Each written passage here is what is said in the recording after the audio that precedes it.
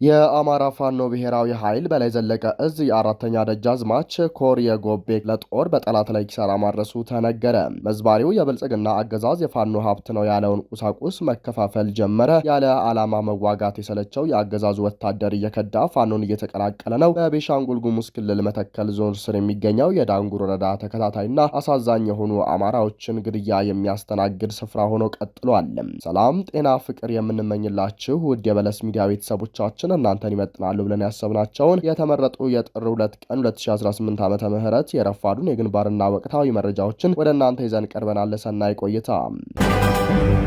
ሀገር መምራትና ኑሮን ማረጋጋት ያቃተው የብልጽግናው መንግስት በግድ መኑኝ ኑሯችሁን አሻሽ እያለሁ እያለ ነው። ብትራቡም ባልተራባችሁም ኑሮ ቢወደድም እንዳልተወደደ እመኑ በሚል በየጊዜው መግለጫ ያወጣል። ኢትዮጵያ ውስጥ እድገት ሳይሆን ሚራክል ነው ያለው በሚል ቀልዱ የሚታወቀው አረመኔው አብይ አህመድ አስጨናቂ ዜናና ዘገባ ሳይሆን ምቹ ለውጥ እንዳለ ለህዝቡ እንዲሰራጭ እያደረገም ነው። በኮሚኒኬሽን መስሪያ ቤቱ በኩል የታህሳስ ወር የዋጋ ግሽበት ወደ 9.7 በመቶ ዝቅ ብሏል የሚል ስላቅ ያለው ወርሃዊ ሪፖርት አስተላልፏል። ማንኛውንም የውሸት አይነት ተጠቅሞ የሚመራውን ህዝብ ለማሳመን የሚሞክረው ብልጽግና ሪፖርቱንም ዜናውንም የሚያዳምጥለት ጠፍቷል። የታህሳስ 2018 ዓ.ም አጠቃላይ የዋጋ ግሽበት መጠን 9.7 በመቶ መድረሱንም የኢትዮጵያ ስታቲስቲክስ አገልግሎት የገለጸ ሲሆን ይህም ካለፈው ዓመት ተመሳሳይ ወቅት ጋር ሲነጻጸር ከፍተኛ ቅናሽ የታየበት መሆኑን አመላክቷል የሚለው የብልጽግና ሪፖርት ከእውነታ የራቀ ነው። በየቀኑ የገንዘብ የመግዛት አቅም እየቀነሰና ሸቀጦች ላይ ዋጋ እየተጨመረ ባለበት ሰዓት ነዋሪው ህዝብ የሚያውቀው እንዲሁም እየኖረው ያለውን እውነታ በአደባባይ የሚክድ ሪፖርት ነው። ሀገሪቱን ለዓለም አቀፉ የገንዘብ ተቋም IMF አሳልፎ ሰጥቶ በጦርነት እያመሳትና በሀገሬው ገንዘብ የጦር መሳሪያ ሲገዛ እየዋለ ያለው ብልጽግና ውሸቱን ቀጥሎ ኑሮ ተረጋግቷል እመኑኝ እያለ ነው። በግንባር ዜናችን የአማራ ፋኖ ብሔራዊ ኃይል በላይ ዘለቀ እዝ የአራተኛ ደጃዝማች ኮር የጎቤ ክፍለ ጦር ድል ቀንቶታል ተባለ። ሁለት ብርጌዶች ማለትም ጠራና ዋክሺም ብርጌዶች በአንድነት ትናንት ጥር 1 ቀን 2018 ዓ.ም በማዕከላዊ ጎንደር ጠገዴ ወረዳ አዲስ ዓለም ቀበሌ ከጠዋቱ 2 ሰዓት ከ5 ሰዓት ጀምሮ በተደረገ የደፈጣ ውጊያ ጠላት መደምሰሱ ተነግሯል። የጠላት የ92ኛ ክፍለ ጦር አካል የሆኑት ሁለት ሬጅመንቶች የተወጣጣ ኃይል የተመታ ሲሆን የነበረውን ትንቅንቅ 12 የጠላት ኃይል የተደመሰሰና 52 የጠላት ኃይል ቁስለኛ የሆነበት ግጥሚያ ተደርጓል ሲሉ የፋኖ ኃይሎች ከቦታው ገልጸዋል። መዝባሪው የብልጽግና አገዛዝ የፋኖ ሀብት ነው ያለውን ቁሳቁስ መከፋፈል ጀመረ። የቴዎድሮስ እዝ 33ኛ ክፍለ ጦር ህዝብ ግንኙነት መምሪያ እንዳሳወቀን ከሆነ በምዕራብ ጎጃም ዞን ቋሪት ወረዳ የመሸገው ዘራ አጥፊና ዘራፊ የብልጽግና ቡድን በገበዘ ማርያም ከተማ የፋኖ ሀብት ነው ያለውን ቁሳቁስ ከሱቅ አውጥቶ መከፋፈሉን ታማኝ ምንጮቻችን አረጋግጠውልናል ብሏል። ክፍለ ጦሩ በትላንትናው ዕለት በገበዘ ማርያም ከተማ ፋኖ ደረጃው አርጋቸው ሲሰራበት የነበረውን ጠቅላላ የኤሌክትሮኒክስ ዕቃዎች ጥገና ሱቅ ገንጥለው በመግባት በውስጡ የነበረውን ቁሳቁስ ተከፋፍለው ወስደዋል ሲሉ እማኞች ተናግረዋል።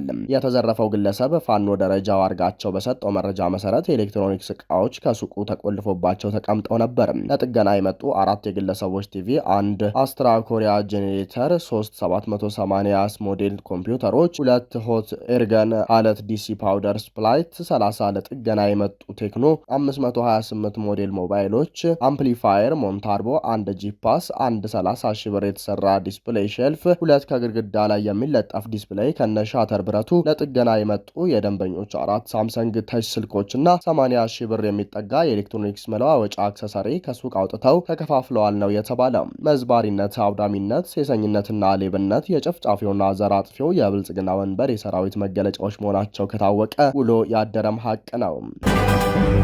ያለ ዓላማ መዋጋት የሰለቸው የአገዛዙ ወታደር እየከዳ ፋኖን እየተቀላቀለ ነው። ብልጽግና እንደ መንግስት ወታደሩም እንደ ወታደር ሆኖ መቀጠል ተስኖት መዋቅሩ እየፈራረሰ ይገኛል።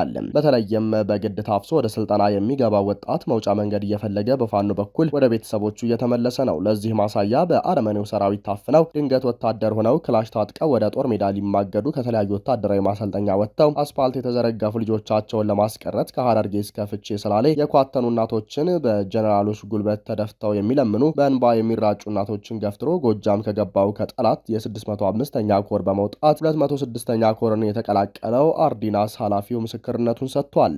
ስናይፐርና ድሽቃ በጠላት እጅ ገብቶብናል፣ ማርካችሁ ታጠቁ የሚል ምላሽ ተሰጥቶናል የሚለው ምላሽ ደግሞ የሚያስደንቅ ነው። ታፍሰናል፣ አንድም የሰራዊት አባል በፍላጎት የመከላከያ ሰራዊቱን የተቀላቀለ የለምና የመከላከያ ሰራዊት የተጠላና የተናቀ ህዝቡንም እያንቋሸሽን ነው የሚለው ምላሽ ደግሞ የጠላትን አጠቃላይ ቁመና ቁልጭ አድርጎ የሚያሳይ ነው። ሌላው ከመከላከያ ተቋም በመውጣት በትናንትናው ዕለት የቴዎድሮስ እዝ 201ኛ ኮር 54ኛ ክፍለ ጦርን ተቀላቅለዋል። ዳንኤል ፈይሳና ጫላ ጉታ 602ኛ ኮር 25ኛ ክፍለ ጦር አንደኛ ሬጅመንት የነበሩ በትናንትናው ዕለት በአማራ ላይ የተፈጸመ ያለውን ግፍና መከራ እያየን መቋቋም ስላቃተን በቀሪ ጊዜያችን ህዝባችንን ለመካስ ቆርጠን ተነስተናል ብለው ፋኖን ተቀላቅለዋል። በቤሻንጉል ጉሙዝ ክልል መተከል ዞን ስር የሚገኘው የዳንጉር ወረዳ ተከታታይና አሳዛኝ የሆኑ የአማራዎችን ግድያ የሚያስተናግድ ስፍራ ሆኖ ቀጥሏል። ድርጊቱ በቅርብ ዓመታት ከመደጋገሙ የተነሳ ሚዲያዎች እንኳን ሽፋን መስጠት እንዳቆሙ መረጃዎች ያሳያሉ። ባሳለፍነው አርብ ከ27 በላይ አማራዎች በጉሙዝ ታጣቂዎች ከቤታቸውና ከማሳ ላይ ተወስደው ተገድለዋል። ያሰባሰብናቸው መረጃዎች እንደሚጠቁሙት ገዳዮቹ ታጣቂዎች ሟቾቹን ከመኖሪያ ቦታቸው አርቀው ወስደው ጫካ ውስጥ ገድለዋል። የ20 ሰዎችን አስከሬን ተገኝቶ መቀበሩ ታውቋል። 2 ሴቶች እስካሁን አልተገኙም። እስካሁን ከተገኙት ሟቾች 6ቱ ሴቶች እንዲሁም 14 ወንዶች ናቸው። የአንድ ህፃን ልጅ ሬሳ የታየና የተመታበት ቦታ ቢታወቅም እስካሁን ግን አልተነሳም። ቤተሰብም ጫካ ቀረ በሚል ከሞቱ በላይ የተጨነቁ ነው በማለት አንድ የመረጃ ምንጭ ተናግረዋል። የጉሙዝ ታጣቂ ናቸው የተባሉት አካላት አሰቃቂ በሆነ መልኩ ግድያውን መፈጸማቸው የተሰማ ሲሆን በሴቶች ላይ አሰቃቂ ነገሮችንም ፈጽመዋል ሲሉ ገልጸዋል። ታፍነው በሚሄዱበት ጊዜ የተወሰኑ ሰዎች አመልጠዋል። ከተገደሉት ውስጥ የቤተሰብ ኃላፊዎች የነበሩ ሲሆን አብዛኞቹ ከጎጃምና ከጎንደር ወደ አካባቢው ለኑሮ የሚሄዱ አማራዎች ናቸው በማለት ሌላ ምንጭ ጠቁመዋል። ይህ ታጣቂ ቡድን ከአንድ ወር በፊት 13 ሰዎችን እንደገደለ የታወቀ ሲሆን በተለይ ክረምት ላይ የብዙ ሰዎችን ህይወት እንዳጠፋ በአካባቢው ነዋሪዎች ይነገራል። ገዳዩ በአካባቢው አመራር ሽፋን የሚደረግለት ቡድን ነው። በዚህ ወረዳ አንዳንድ የጉሙዝ ማህበረሰብ አባላት ቀይ ሰው በሚሉት ላይ የሚደርሱበት በደል እየከፋ መጥቷል የሚሉት ነዋሪዎች ናቸው። መኪና ሲያልፍ ውሻ ከጮኸች ውሻ ይደንግጣለች በሚል ካሳ የሚቀበሉ ሆነዋል። ለአንድ ኩንታል እህል መጫኛ ከገበሬው 450 ብር አስገድደው የሚቀበሉ ናቸው። አርሶ አደሩ በራሱ ጭኖ እያለ ሳይጭኑ 400 ብር በኩንታል ይቀበላሉ። መኪና ሲያልፍ ልትጭን ትችላለህ በሚል መንገድ አስቁመው ብር የሚቀበሉ ናቸው ብለዋል።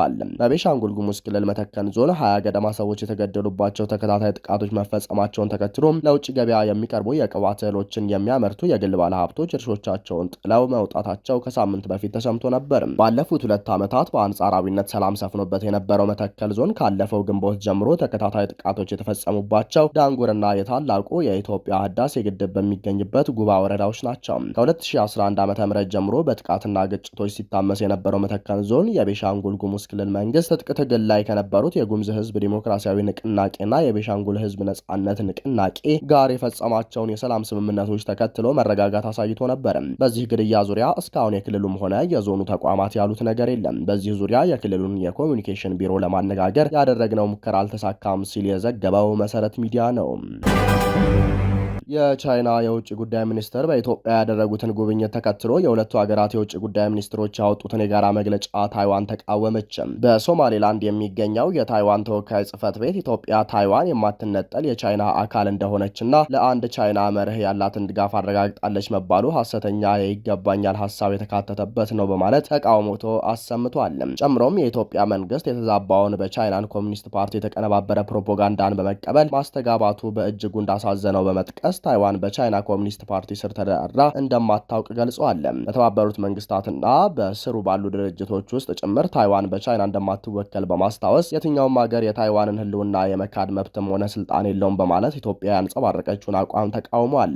አክሎም የኢትዮጵያ መንግስት በጭፍን ቻይናን መከተል እንዲሁም ቻይና ቀጠናዊ ሰላምና መረጋጋትን ለመጉዳት ሆን ብላ የምታሰራጨውን ሀሳብ እንደ ድርጊት በመቀበል እንዲያቆም ጥሪ አቅርበዋል። ቻይና የታይዋን ደሴት እንደ አመፀኛ ተገንጣይ የግዛቱ አካል አድርጋ የምትቆጥራት ሲሆን ከቀሪው ግዛቷ ጋር መዋሃዷ አይቀር መሆኑን ታምናለች። ለዚህም የአንድ ቻይና መርህን በመከተል ኃይል ጭምር የማዋሃድ ፍላጎት አላት። የራሱ አስተዳደር ያላት ታይዋን ህገ መንግስት፣ በዲሞክራሲያዊ መንገድ የተመረጡ መሪዎችንና ጦር ሰራዊት አላት። ምንም እንኳን በይፋ ነጻ ሀገርነቷን ባታውጅም ራሷን እንደ ሉዓላዊ ሀገር ነው የምትቆጥረው። ቻይና የትኛውም የዓለም ሀገር ለታይዋን የሀገርነት እውቅናን እንዲሰጥ የማትፈቅድ ሲሆን የሀገራት ጋር በሚኖራት ግንኙነት የአንድ ቻይና መርህን እንዲቀበሉ ትፈልጋለች። ይህ በእንዲህ እንዳለ የሶማሊያው ፕሬዝዳንት ሀገራቸው ከአረብ መንግስታትና ከቱርክ ጋር በመሆን እስራኤልን በአፍሪካ ቀንድ እንደምታስወጣ ተናገሩ። ፕሬዝዳንት ሐሰን ሼክ መሐመድ በቴሌቪዥን በተላለፈ ንግግራቸው እስራኤል በአፍሪካ ቀንድ አካባቢ ወታደራዊ መስፋፋት እያደረገች ነው ሲሉ ከሰዋል። እስራኤል ሶማሌላንድ የግዛቷ አካል አድርጋ ለምትቆጥራት ሶማሌላንድ እውቅና ከሰጠች በኋላ ይህንን ውሳኔዋን ለመቀልበስ መንግስታቸው አጋር ከሚላቸው ሀገራት ጋር በመተባበር እርምጃዎችን እየወሰደ መሆኑንም ተናግረዋል። እስራኤል እስራኤልን በፍልስጤማውያን ላይ ፈጽመዋለች በኋላቸው በተለያዩ ጉዳዮች የከሰሱት ፕሬዝዳንቱ ሶማሊያ አትወረርም፣ አትከፋፈልም በማለት ከአረብ ሀገራትና የቅርብ ወዳጃ ከሆነችው ቱርክ ጋር በመሆን ከአፍሪካ ቀንድ እንደሚያስወጧት ገልጸዋል። እስራኤል ከ2 ሳምንታት በፊት ለሶማሌላንድ የአገርነት እውቅናን በመስጠት የመጀመሪያዋ አገር መሆኗን ተከትሎ ሶማሊያ እና ሌሎች ሀገራትና ተቋማት ተቃውሟቸውን አሰምተዋል። ነገር ግን እስራኤል እውቅናውን የምትሰጠው ወይም ግንኙነት የምታደርገው በራሷ ውሳኔ ብቻ መሆኑን በመግለጽ በእውቅናዋ እንደምትጸና አሳውቃለች። ከቀናት በፊትም የውጭ ጉዳይ ሚኒስትሯን ወደ ሶማሊላንድ በመላክ ይፋዊ ጉብኝት አድርገው የተጀመረው ግንኙነት እንደሚጠናከር አሳውቃለች። በሌላ ዜና በኢራን የሚካሄደው ህዝባዊ ተቃውሞ 2 ሳምንታትን ባስቆጠረበት በአሁኑ ወቅት የአሜሪካው ፕሬዝዳንት ዶናልድ ትራምፕ በኢራን ላይ ከባድ ጥቃት እንደሚፈጽሙ በድጋሚ ተናገሩ። በምጣኔ ሀብታዊ ቀውስ ምክንያት በመንግስታቸው ላይ ተቃውሞ እያሰሙ ያሉት ኢራናውያን በተለያዩ የአገሪቱ ከተሞች በምሽት ሳይቀር አደባባይ እየወጡ ነው። በተቃውሞው ወቅት የጸጥታ ኃይሎች በሚወስዱት እርምጃ የሚገደሉ ሰዎች ቁጥር በየዕለቱ እየጨመረ ወደ 40 መድረሱን መብት ተቆርቋሪ ቡድኖች እየተናገሩ ነው። ትራምፕ ይህ የህገ መንግስት እርምጃ የሚቀጥል ከሆነ ጣልቃ እንደሚገቡ ባለፈው ሳምንት አሳውቀው የነበረ ሲሆን አሁንም የኢራን ባለስልጣናት ተቃዋሚዎችን የሚገድሉ ከሆነ ክፉኛ እንደሚመቱ ዝተዋል።